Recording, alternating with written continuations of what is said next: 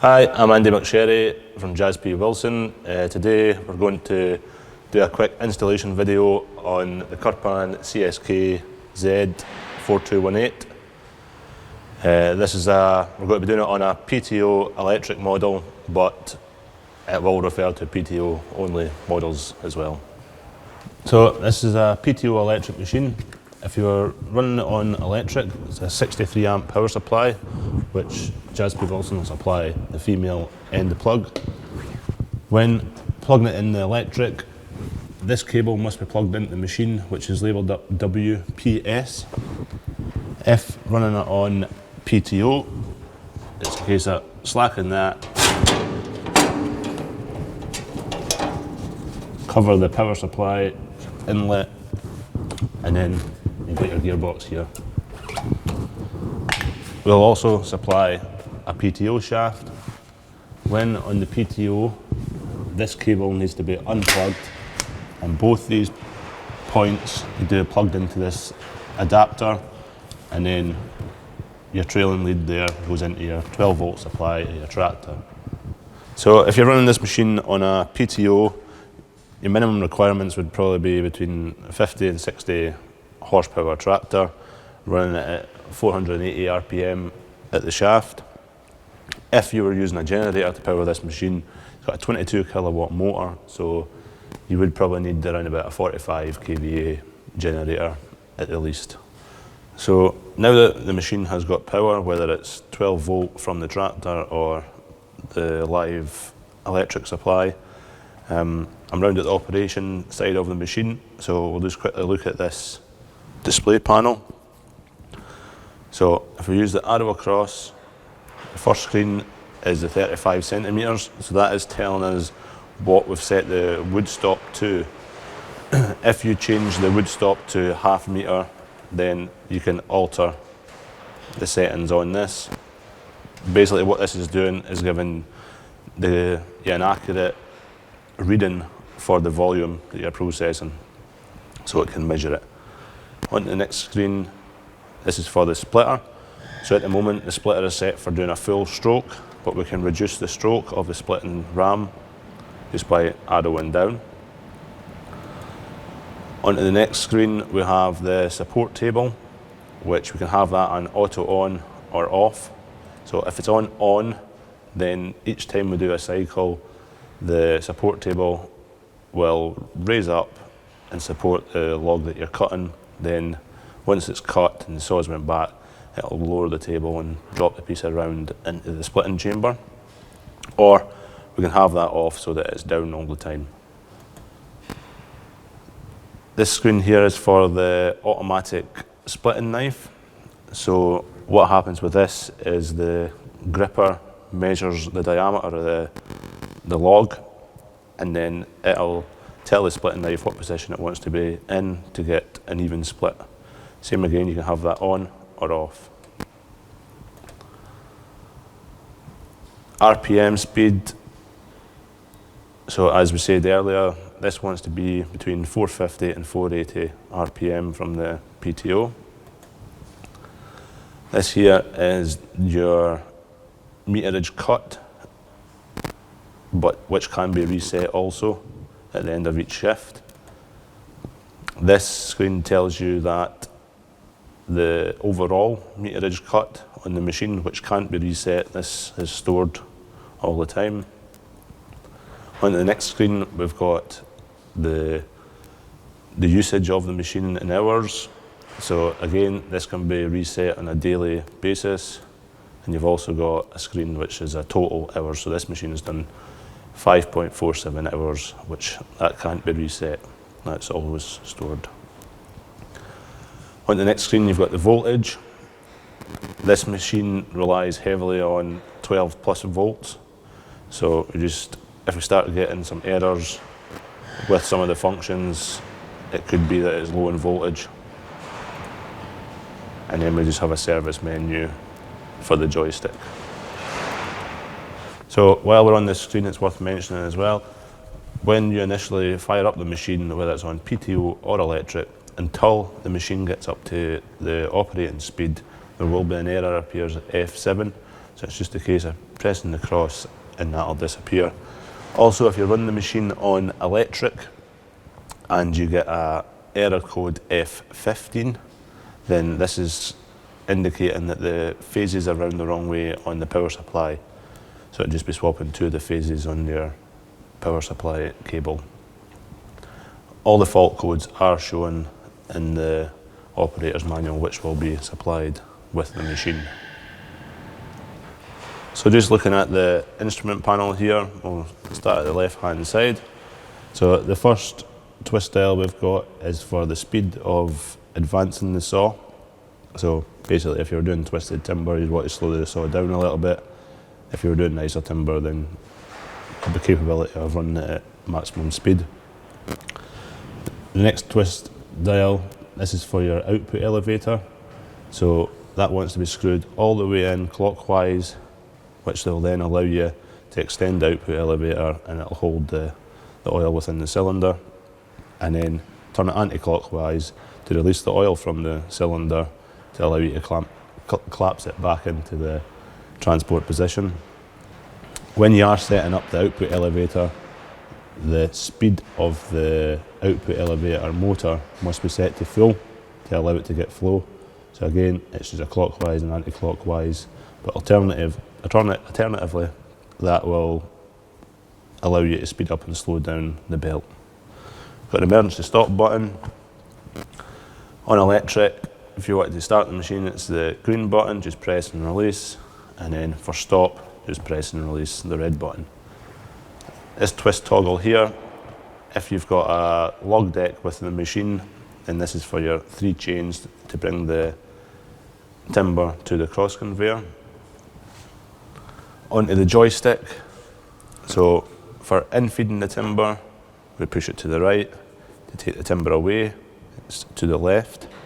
To saw, pull the saw towards you, the joystick towards you. Once you release that, the saw will then go back to its home position. Then to engage the splitting cylinder, you just push it away from you and release it. The splitter will go out, do a complete stroke and return to its home position. Now we do have some buttons on here as well, and there's also one white button behind the joystick. So the blue buttons, all pictured on this decal. The blue buttons, you've got left and right for slowing the output elevator. You've got the green ones, which is for the knife up and down. You've got the yellow one, which will lift up the support table. The red one, if you engage the splitter and you want to retract it before it completes a stroke, you can press the red button and it'll stop the splitting cylinder. If you hold the white button and the yellow button at the same time, then that will bring the support table back up. And if you hold the white button and the green button, this is used to extend the output elevator into the operating position. So this here is the support table that we were referring to when we were going through the screen. Also, we've got the wood length stop. So to adjust the size, it's just pull that handle towards you and move it left or right. Just always remember, if you're relying on your meterage calculation with the screen, when you reposition this, you must also re-enter the size on the screen. Splitting knife here. For this one, we've got an 8-way knife in there. So as standard, the machine will come with a 2, 4 and an 8-way knife. And you get a 6 and a 12-way knife as optional extras. In regards to transporting this machine, we have 3-point linkage tractor mounted points. Also, we have 2 fork slots on the underside, and there is lifting points for using chains. This machine is quite heavy, so it's weighing in at 2.2 tonne. The PTO electric models, as standard, Jas P Wilson will order these in with built-in sawdust extractors. So to access the sawdust extractor, we've got a fold-over clasp at the bottom and one at the top, and then just pull the panel to the left. So as you can see here, sawdust extractor, which is belt driven from the gearbox of the machine. So now we're going to move on to fold the machine out into the operating position. We'll start off with the in-feed conveyor. So first of all, take the weight slightly off the conveyor, push up on this bracket, bring it down, then in behind this belt there's a key ring, pull it for the pin which will release the support leg, keep lowering it down, and there is a little red buffer you push in on the side there, and that lowers the conveyor down into its position. So now we're going to lower the output elevator down into operating position. So it's just turn the winch handle anti-clockwise.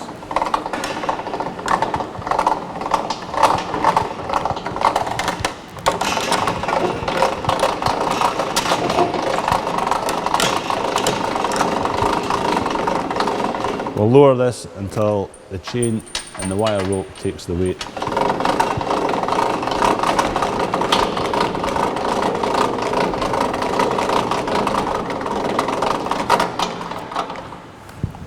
Always operate the machine with the weight on the chains as opposed to the wire rope on the winch.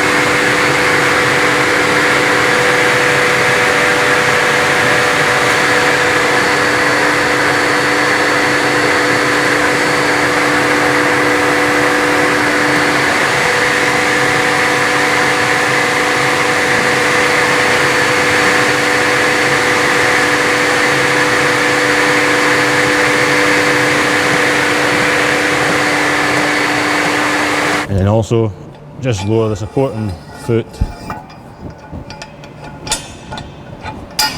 and lower the winch so that the weight becomes on the supporting leg.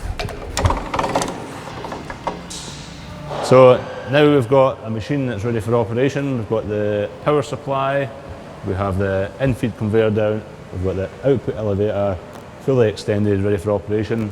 So what we'll do now is we'll fire up the machine and we'll go through the cycle of processing. So what you're going to see us doing now is we're going to fire up the machine, then we'll show you the in-feed belt advancing and then going away from us again, and also you'll see the saw coming through. I'll use the speed adjuster for the saw so you can see the different speeds we can bring it through.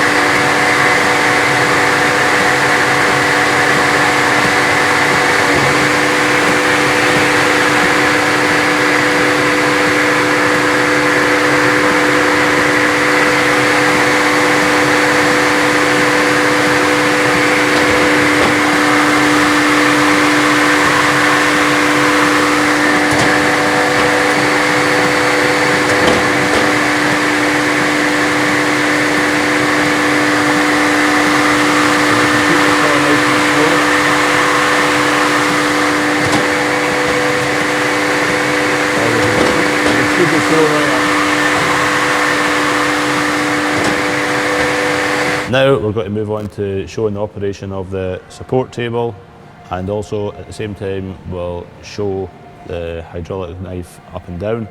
It's worth mentioning that on this video the machine hasn't been run this morning, so the oil is cold, so the functions are a little bit slower than normal.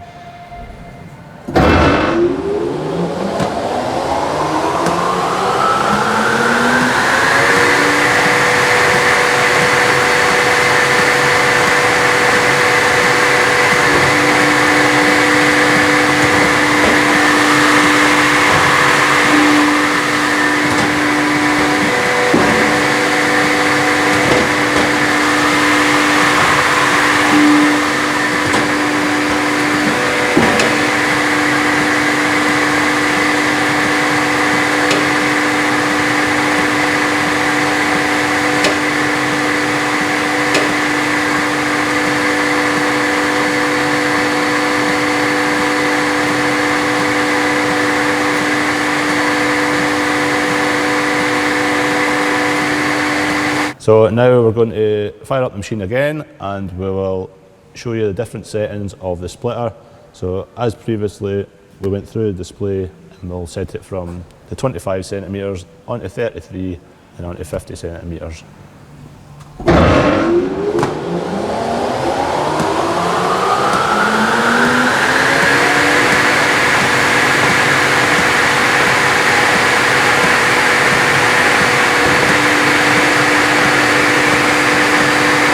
So 25 centimeters.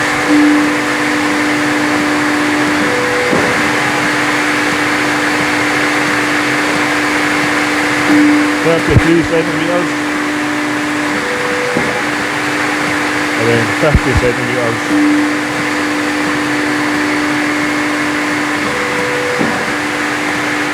So first of all, before slewing, you always want to take the weight of the conveyor off the support leg, and then we'll use the blue buttons on the joystick to slew left to right.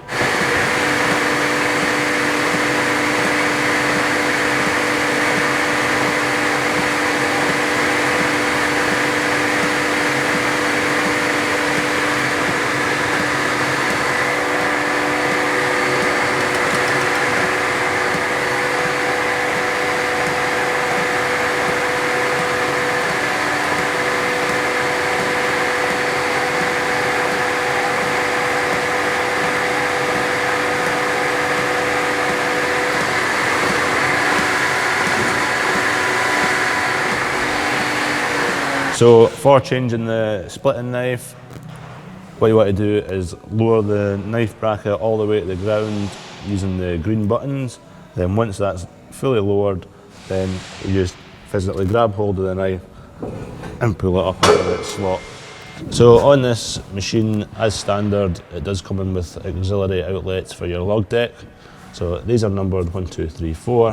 1 and 2, if you're not using the log deck, they have got to be looped to keep the oil flow. If one of these is not plugged in, then in-feed won't go back or forward. So 1 and 2 is for the cross feed of your log deck, and 3 and 4 is for your 3 strands that hold the timber. So now we're going to move on to some basic routine service points. So here we have the hydraulic oil level. You can see the sight glass through the grid on this panel. The hydraulic oil level wants to be at least halfway up that sight glass, and this can be found to the left-hand side of the in-feed table.